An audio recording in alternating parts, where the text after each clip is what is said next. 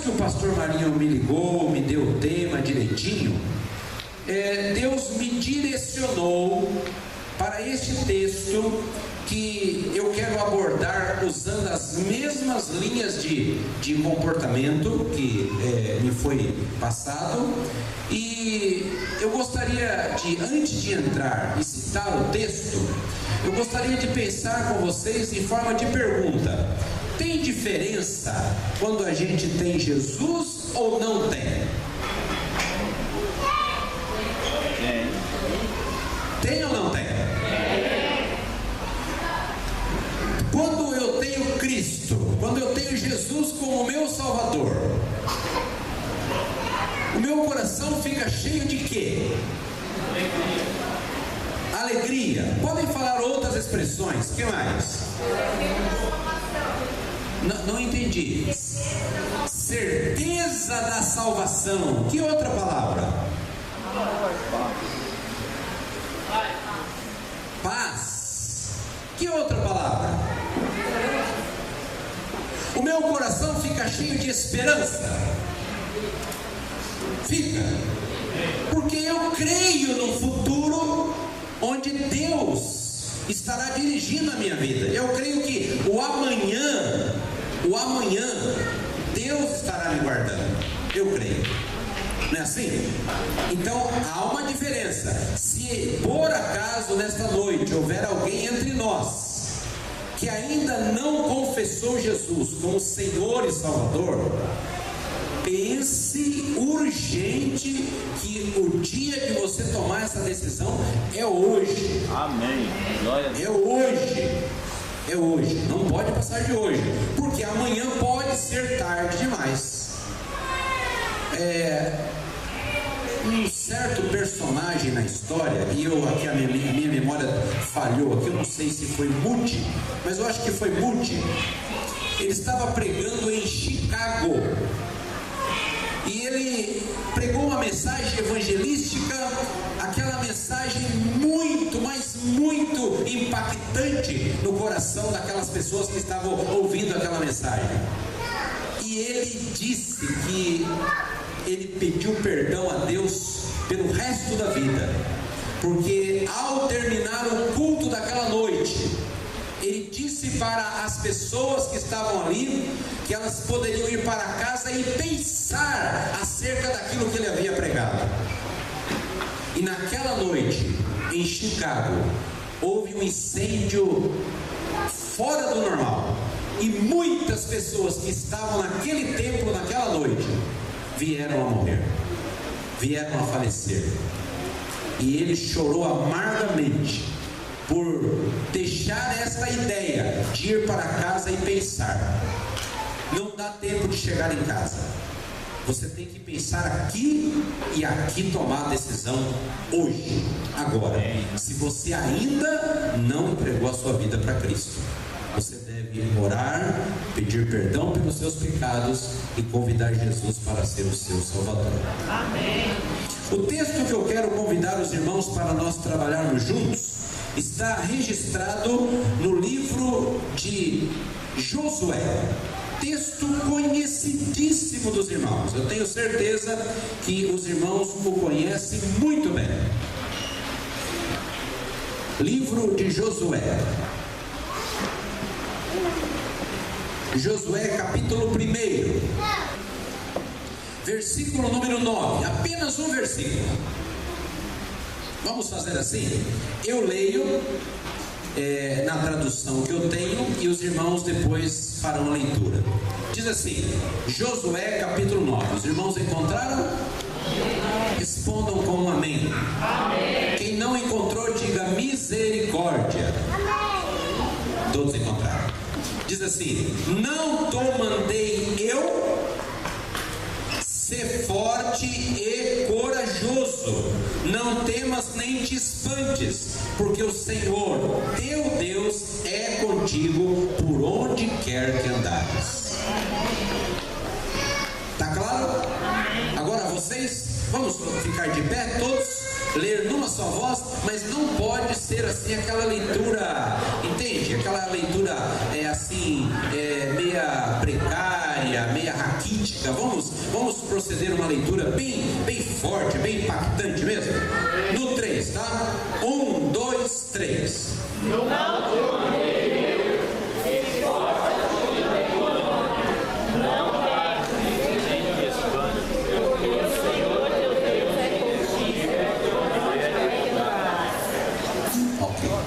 Pode sentar-se. Olha, alguém leu nessa tradução que eu vou citar agora, versão corrigida. Alguém leu assim: não te mandei eu, esforça-te e tem bom ânimo, não pasmes nem te espantes, porque o Senhor teu Deus é contigo por onde quer que andares. Alguém leu nessa tradução. Outras pessoas leram nessa outra tradução, que é a versão atualizada: não te mandei eu, ser forte e corajoso, não temas nem te espantes, porque o Senhor teu Deus é contigo por onde quer que andares. Essa é uma outra tradução. E tem uma outra tradução que eu vou ler, que chama Nova Tradução na Linguagem de Hoje. Essa eu imagino que a maioria não tenha. Eu imagino. Lembre da minha ordem. Lembre da minha ordem, seja forte e corajoso, não fique desanimado, nem tenha medo, porque eu, Senhor, seu Deus, estarei com você em qualquer lugar para onde você for. Meus irmãos, a ideia de coragem para viver, ela vem abraçada com o tema que eu vou citar agora, que é enfrentar. O tema que eu quero falar é este: enfrentar. Vamos falar juntos? Enfrentar. Como é que é enfrentar? Como é que é coragem para viver? Como é que é acreditar que Deus está conosco? Como que eu creio que o Deus Todo-Poderoso está neste lugar? Eu creio pela fé.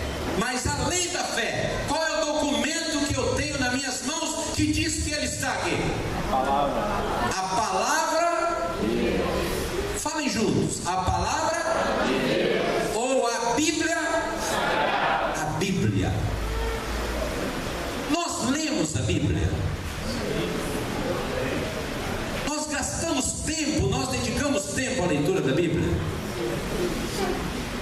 A palavra de Deus, irmãos, ela nos ensina que a fé vem pelo ouvir, e o ouvir da palavra de Deus. Quando nós acreditamos na palavra de Deus, quando nós acreditamos naquilo que Deus disse, nós não colocamos em dúvidas e não ficamos com medo de enfrentar as adversidades. Eu quero aqui dizer para os irmãos que é impressionante o número de vezes em que Deus ordena a Josué para ser forte e corajoso, para ser ousado e decidido, para não temer e não se assustar.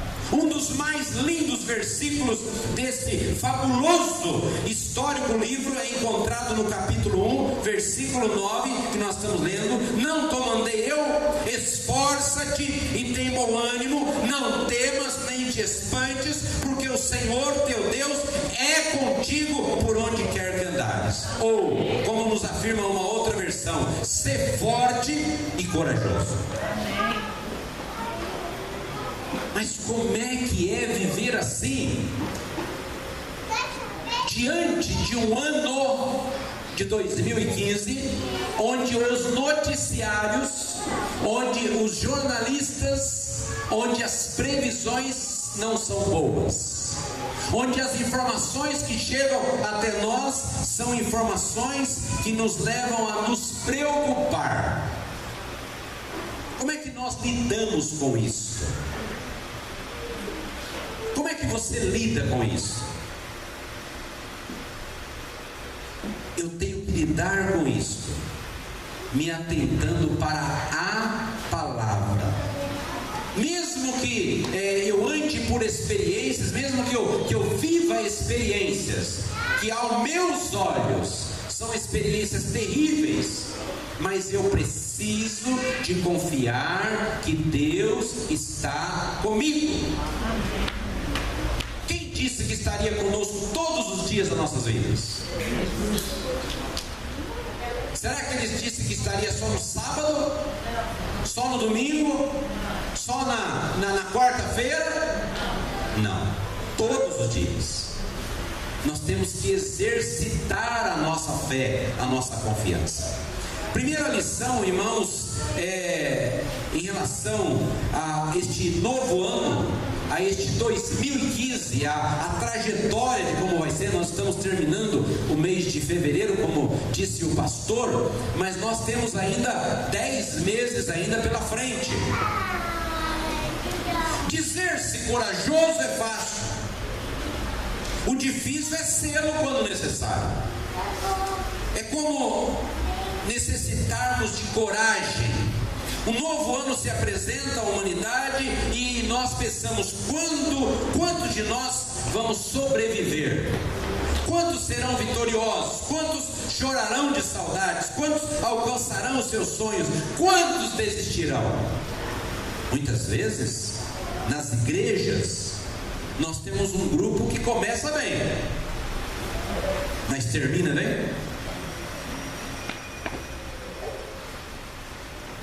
Ontem estava atendendo um casal na igreja, já passava de 10h30 da noite, a hora que eu estava terminando o atendimento, e eu saí ao portão para acompanhar o casal para ir embora, e eu também estava me ajeitando para ir embora, e passou um rapaz, e ele cumprimentou a senhora que estava comigo ali, que estava com o esposo.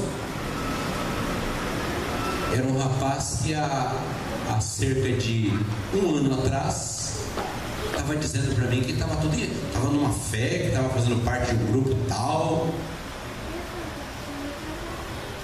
e estava usando droga.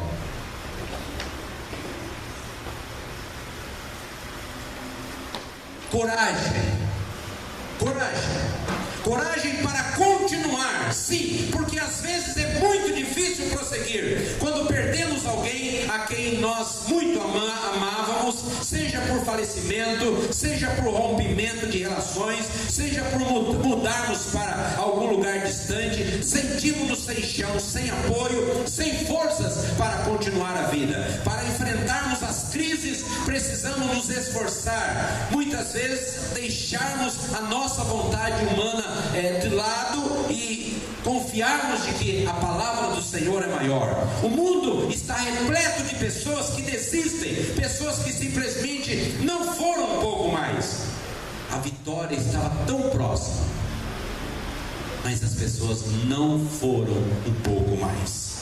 Temos o aluno que, mediante as dificuldades nas provas finais, estuda, mas quando chega diante das provas, desiste de fazê-las por medo e tédio.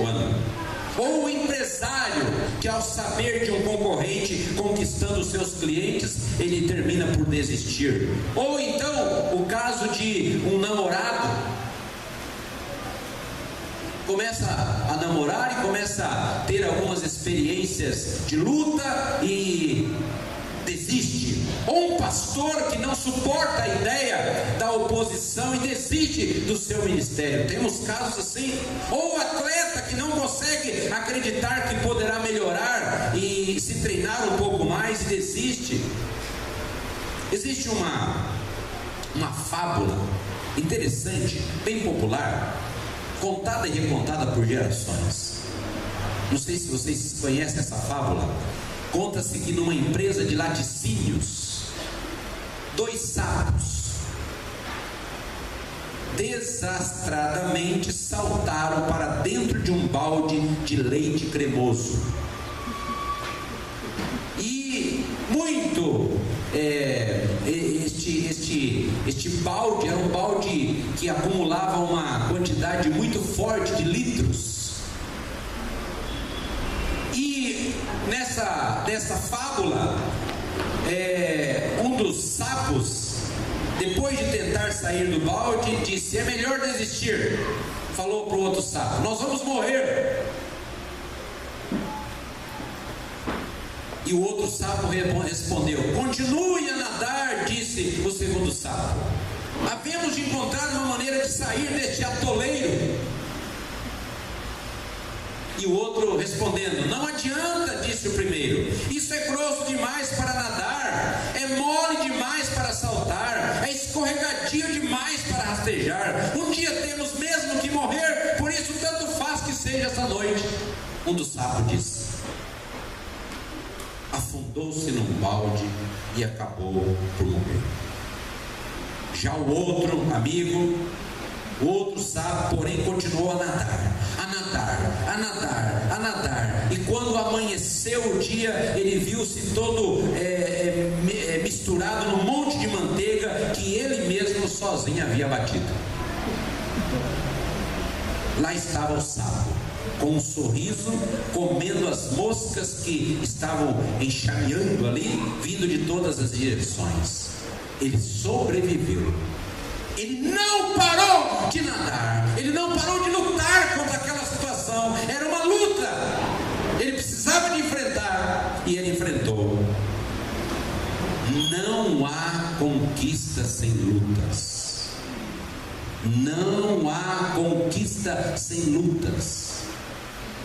Se você na sua vida particular tem situações para serem resolvidas, enfrente-as.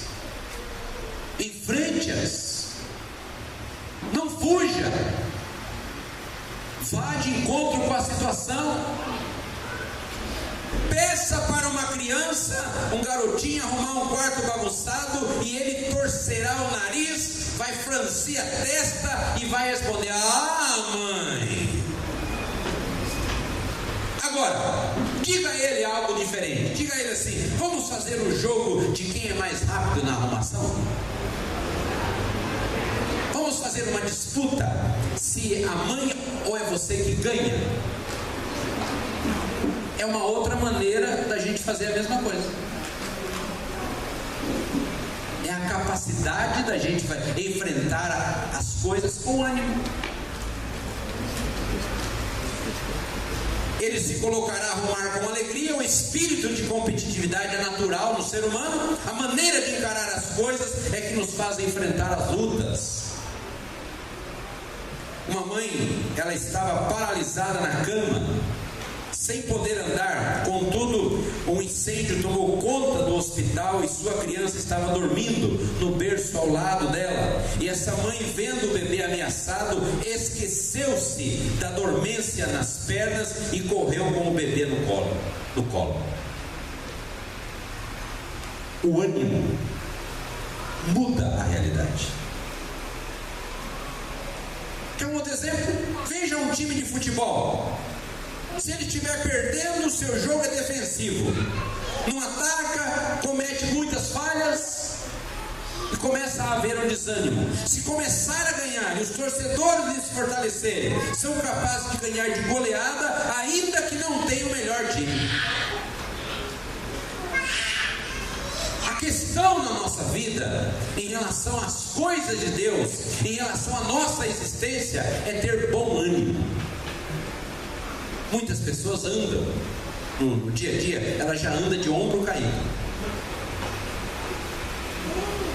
Lembra daquele personagem? Deve ser da época de quando o pastor Marinho era garotão, né? E outros aqui, né? Não é o meu caso, que eu sou mais novo, né? Aquele lá que o camarada tem um personagem lá, os dois, desenho animado, que falava: ó dia, ó céus, ó vida. Lembra? Tá cheio de crente assim na igreja. Oh meu Deus, não vai dar certo. Essa campanha que o pastor fez aí não vai dar certo. Não adianta, não, é isso e aquilo. Ah, vai chover. Marca um passeio, vai acontecer isso. A vida das pessoas assim. Não tem? Eu lembro de um garoto que eu marcava um passeio. Bastava marcar o passeio e lá vinha o Gilberto, o nome dele. Ele falava assim, ele levantava, ele pedia a palavra na reunião, era embaixadores do rei, aquele grupo mais ou ou menos quase 20 adolescentes, meninos, molecada, e ele levantava a mão: peço a palavra, senhor conselheiro, se dirigindo a mim. E eu pensava: vem o Gilberto. E ele falava assim: e se chover? Cala a boca, Gilberto, não vai chover. Que coisa horrível. Tem gente que só fala coisa que não é. Chega, e se acontecer isso, daqui a pouco, e se desabala isso, vira essa boca pra lá. Deus quer que tenhamos bom ânimo, e isso só conseguimos quando olhamos o fim sob a ótica e a perspectiva de Deus. Estou fazendo algo grandioso. Meus irmãos, quando nós oramos, nós estamos fazendo algo importante. Quando você ora, quando você lê a Bíblia, você está fazendo algo importante. Quando você entrega dízimo, sabe o que é dízimo? Dízimo é 10% do que a gente ganha. Valor bruto, viu? Não é valor líquido, não. Tem gente que passa anos na igreja e não sabe o que é dízimo.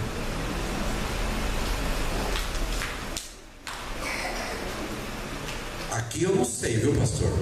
Isso aqui só vale para a igreja Sinai. Na igreja Sinai eu chamo no gabinete, eu falo com a pessoa. E quem não entregar o dízimo lá e for membro de lá, sofre. Porque ele ouve isso direto, até criar vergonha e acertar isso.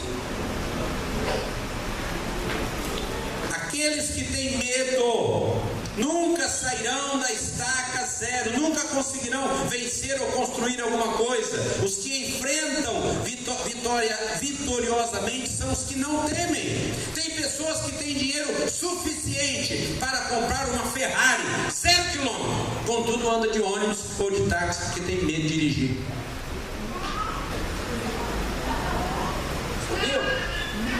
Sabia que tem gente que tem medo? Tem gente que tem medo de dirigir. Ai, mas e se bater? Se bater, amassa. Mas e se eu morrer? Um dia você vai morrer. Óbvio. Às vezes eu estou falando com alguém, alguém já falou que eu sou pastor coveiro, pastor que só fala de morte, coisa do tipo, mas eu não quero nem saber o que diz a meu respeito nesse aspecto.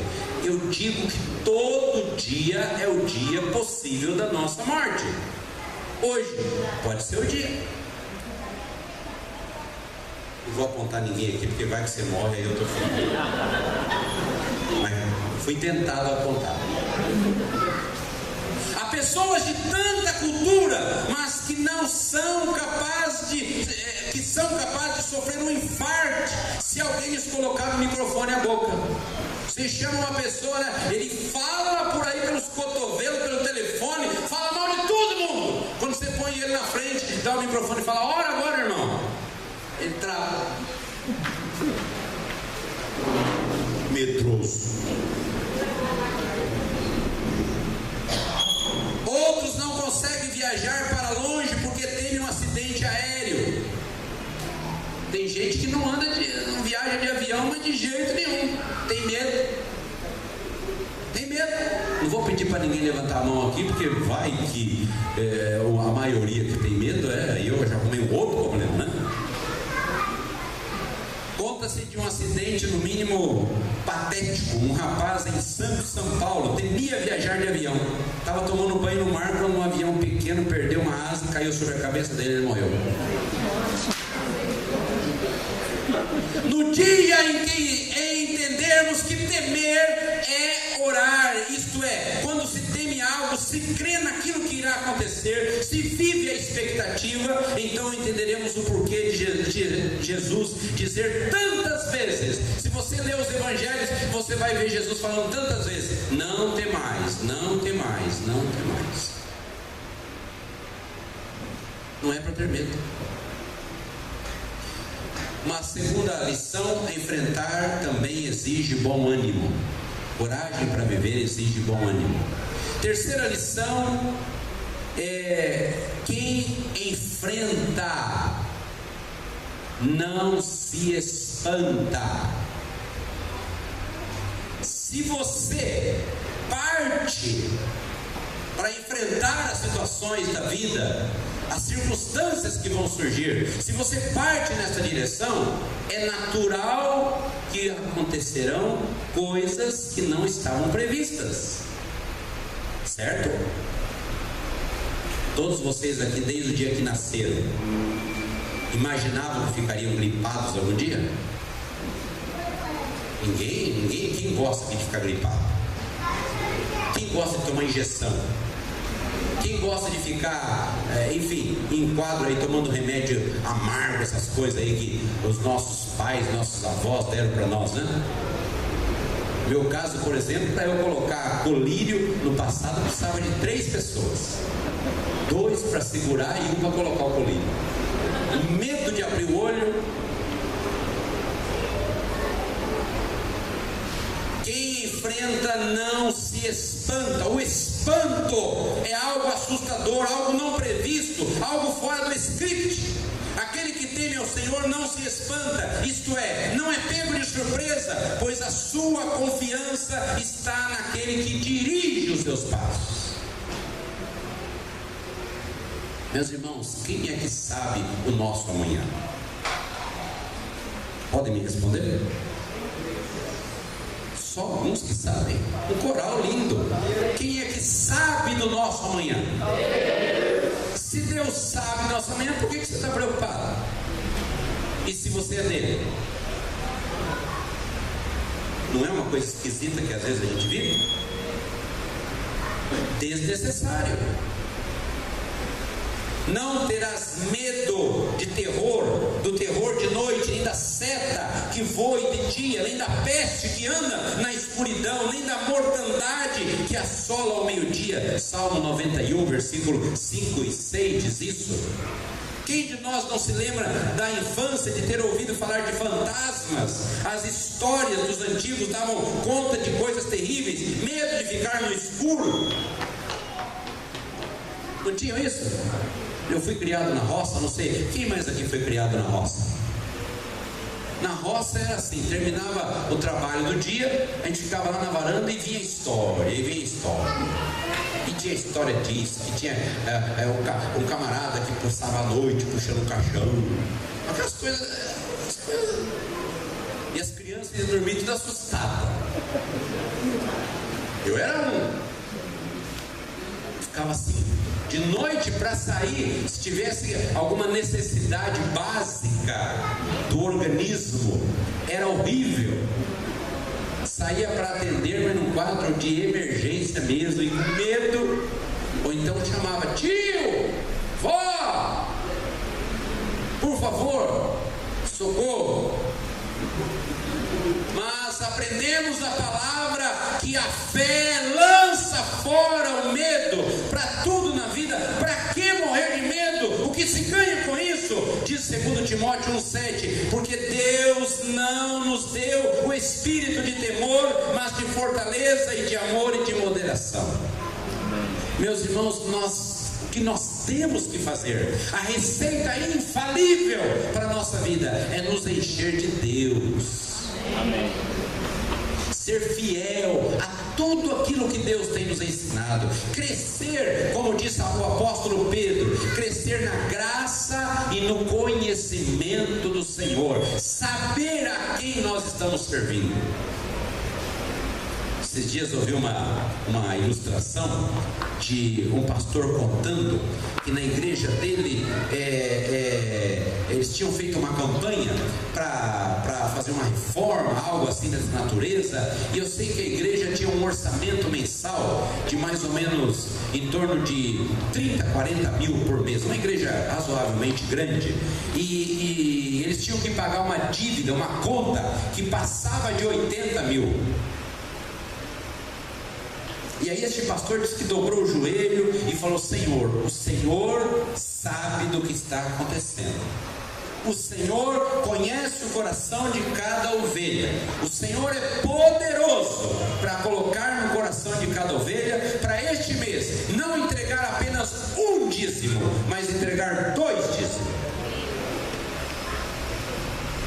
e eles pagaram a conta. Glória a Deus. Aí disse que chegou depois um outro camarada e foi procurar o pastor. Pastor, como é que aconteceu isso? Não sabendo do ocorrido. Como é que aconteceu isso, pastor? E o pastor falou assim: tem alguém poderoso e cheio de dinheiro que resolveu isso. Ele é dono de tudo, rico. E aquele outro pastor, ainda não entendendo a mensagem, falou assim: me apresenta ele. Aí o pastor falou: vem cá. Abraçou ele e falou: tudo que eu falar, você fala comigo. Fecha os olhos. Senhor Deus, Ele quer te conhecer mais.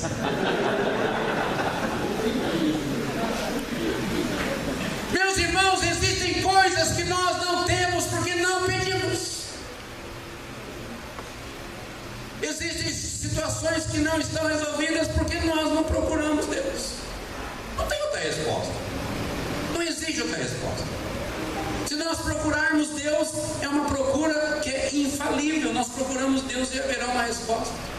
E sendo para a glória dele, então,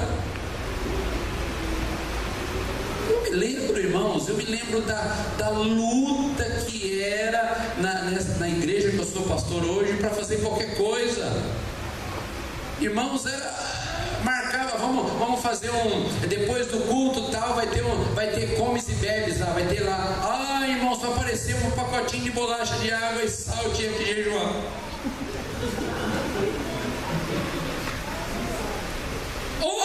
Hoje eu levo comida até para congelar, para comer a semana toda, irmãos. Sobra tanto que ainda tem lá aqueles negócios de torta que fizeram sábado lá, tem um monte de coisa, tá no congelador. Eu tenho um marmitex de um mês atrás. A minha esposa ficou doente, eu aproveitei todos os marmitex congelados. Falei: come, porque eu não estava a fim de cozinhar.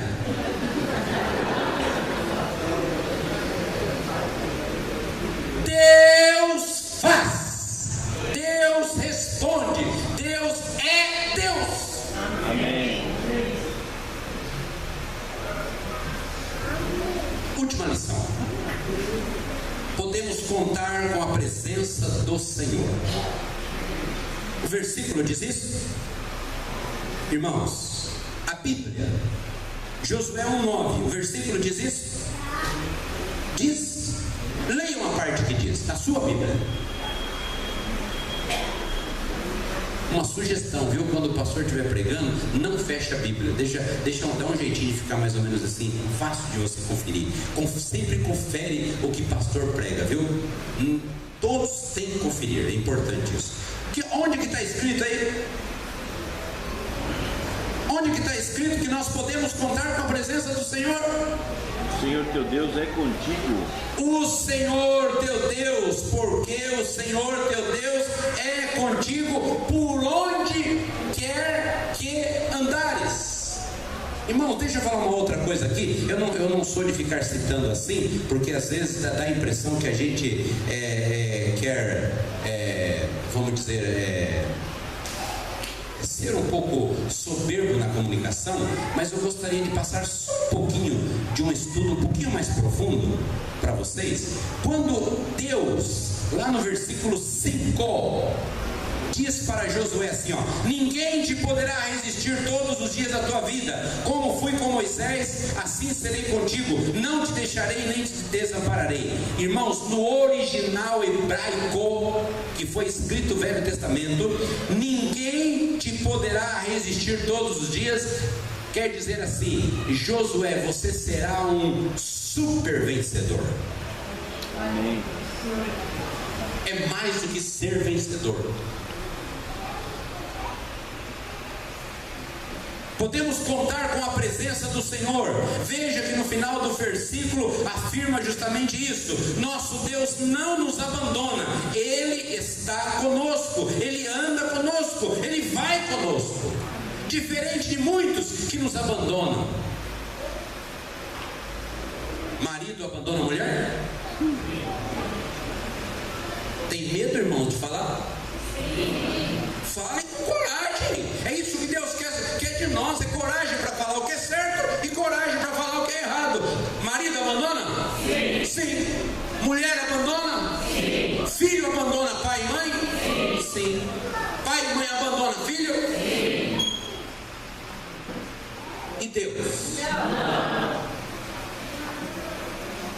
Só que nós, na primeira dor de barriga, nós nos afastamos de Deus. Existem pessoas que deixam de adorar a Deus por um aniversário, uma coisa, no dia domingo. Não deixa? Chega a visita na sua casa, você não tem coragem de falar para a sua visita: ó, por favor, não leva mal, mas duas coisas: ou você vem outro dia, ou você vai comigo. Precisa de completar? Você deixa de adorar a Deus e fica com a visita, não fica? Isso é pecado. E Deus sabe, Deus vê, Deus fica triste, e aí depois a gente chora: ai, por que está acontecendo? Porque nós não nos posicionamos, nós trocamos. Podemos contar com a presença do Senhor. Deus, quando esteve conosco aqui, fisicamente, na pessoa de Jesus, Ele continuou afirmando a sua presença. Em Mateus 28, 20, Ele chama os discípulos e Ele diz lá em Mateus 28, 19: ide por todo mundo, fazei discípulos de todas as nações, batizando-as em nome do Pai, do Filho e do Espírito Santo, ensinando-as a guardar todas as coisas que eu vos tenho ensinado, e eis que estou convosco todos os dias. Meus irmãos, a igreja não é um dia ou outro. Adoração a Deus não é uma reunião, é uma continuidade. Quando vocês saírem daqui, vocês vão continuar em plena adoração a Deus. É isso. O ano de 2015 será uma bênção para você. Amém. Porque você estará vivendo na companhia e orientação do Senhor. Enfrente os desafios desse novo ano. Não tenha medo. Não tenha medo. Em todas as circunstâncias, você invoque o nome do Senhor. A vitória é sua, é nossa. No nome do Senhor. No nome do Senhor. Quero terminar. O ano novo requer coragem, o ano novo requer bom ânimo. Esse ano novo nós não vamos nos espantar, porque nós podemos contar com a presença do Senhor. Amém. Aí sim nós podemos dizer o que Josué disse lá em 24:15, que todo mundo gosta de citar, né? Vamos falar como Josué, lá em Josué 24:15. Porém, se vos parece mal servir ao Senhor, escolhei hoje, note a palavra, hoje a quem sirvais, se os deuses a quem serviram os vossos pais, que estavam da além do Eufrates, ou aos deuses dos amorreus, em cuja terra habitais. Eu e a minha casa serviremos ao Senhor. Amém. Que Deus nos abençoe. Que Deus fortaleça você. Que Deus dê a você a direção. Eu quero terminar com uma palavra que também a visão é de educação. Existe uma palavra grega que chama-se kairos. Nós falamos o kairos de Deus. Essa palavra é uma palavra que significa o momento certo ou oportuno. Os gregos tinham duas palavras para o tempo: cronos e kairos. Cronos, primeiro, refere-se ao tempo cronológico ou sequencial, onde nós podemos controlar dias, horas e meses. Agora, o kairos, né? Esse kairos é o tempo que nós não conseguimos medir, que nós podemos dizer que é o tempo de Deus. Então eu e você devemos tomar muito cuidado para nós não ficarmos atentos neste e ficarmos presos no kairos de Deus.